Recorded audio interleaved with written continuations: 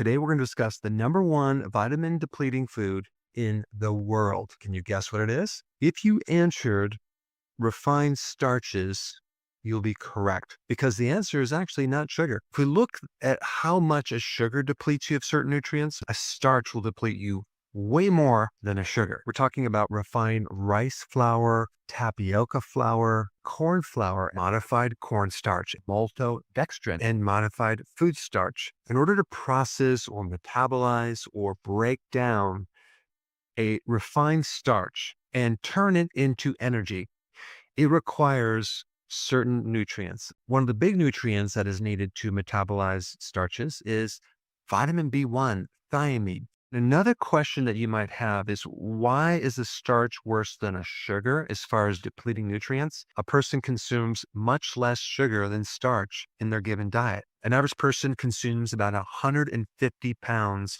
of sugar per year. An average person consumes almost 300 pounds of starch per year. On the glycemic index, refined starches are much, much higher than sugar. What is the glycemic index? It's a measurement or a scale of how fast a food or a carbohydrate can turn into glucose or raise your blood sugar. If we compare sugar to starches, sugar is about 74. Maltodextrin is like 180. And those refined starches jack up your blood sugar way faster. One of the really important nutrients that's needed is vitamin B1, thiamine. A couple things you need to know about thiamine. We don't store a lot of it. I mean, like in your entire body, we might store 30 milligrams. The RDAs for B1, which were established like 80 or 100 years ago, have never been changed. It's like between 1 and 1.2 milligrams. Do you realize how tiny that is? From my viewpoint, that is like way, way, way too low. Doctors never check for a vitamin B1 deficiency. What are the symptoms of the B1 deficiency? Beyond fatigue is problems with your GI system, your digestion. You might get slow digestion, bloating, maybe a little constipation, feeling nauseous, because so many parts of the digestion need B1. You're also not going to make enough stomach acid, can't release the bile coming out from the liver, just going to get a lack of digestion. Another common symptom with a B1 deficiency is stress, nervous tension, solving problems, especially when you're trying to get to sleep. This is why a B1 deficiency creates insomnia. You're just not going to sleep that good. As this deficiency gets worse, you're going to notice personality changes, mood swings more frequently. If you're in a relationship with someone and they just like fly off the handle with no reason, and they're extremely moody, suspect a vitamin B1 deficiency. How many children have that? Purely because they're eating too many refined starches.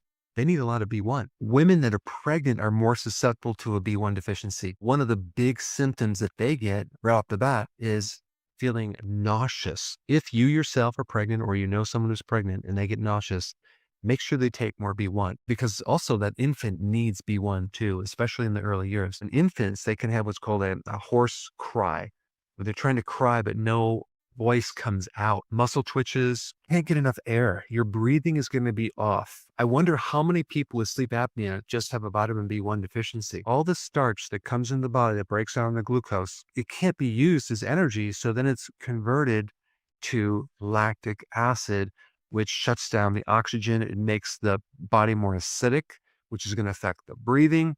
And you might be even hyperventilating to try to push out more CO2 to balance this acidity. This could be one of the reasons why people can't sleep. And also in the muscles, they're going to get restless leg syndrome. Another thing, like diabetics, I would say nearly 100% of all diabetics are deficient in B1 because they have high sugar in the blood, constantly demanding a lot of B1. The form that I recommend is something called benfotiamine. It's a very specialized type of B1. If someone is really, really deficient in B1, they literally can be psychotic. And they can also have another symptom called confabulation, which I had to look that up. That means a production of memories which are false, all from a severe vitamin B1 deficiency. Other things will exaggerate a B1 deficiency. Alcohol, tea, coffee, raw fish, as in sushi, having certain digestive inflammatory issues with your gut where you can't absorb certain things. Taking metformin can create a deficiency. Exercising a lot increases the demand for vitamin B1. You think about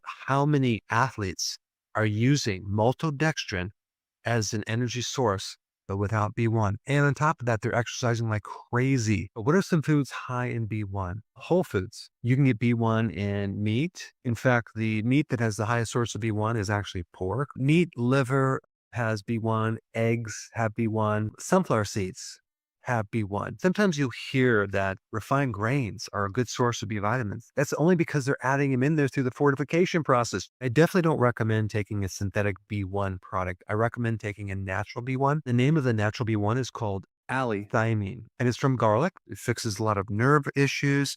It's a much better bioavailable source of B1. I have a lot of videos on B1, but I need to get to the next nutrient that's commonly deficient when you consume these starches, and that is magnesium.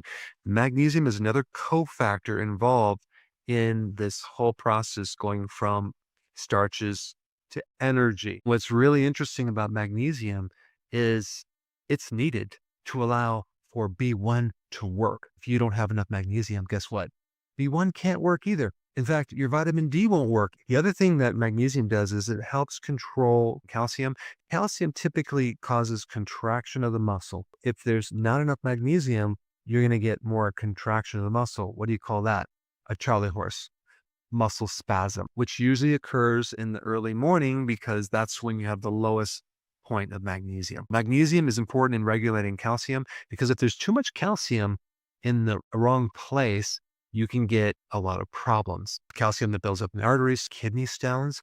Magnesium is so important with all that. Without magnesium, you tend to have higher blood pressure, palpitations, just a lot of problems with the heart. Just think about the medication is called a calcium channel blocker. Well, they're just mimicking the effects of magnesium because there's too much calcium that's affecting the heart. If you don't have enough magnesium, your cortisol goes up and then you can't sleep. This is why a lot of people take magnesium before bed. The type of magnesium I would recommend is magnesium glycinate. If you're very deficient in magnesium, you can get tremors, muscle weakness, migraines. You can't absorb vitamin D without magnesium, so that's important. Yes, you can start taking these nutrients to allow you to digest the starch, but a better thing would be to avoid refined starches. For more information about these starches, you should watch this video right here. Check it out.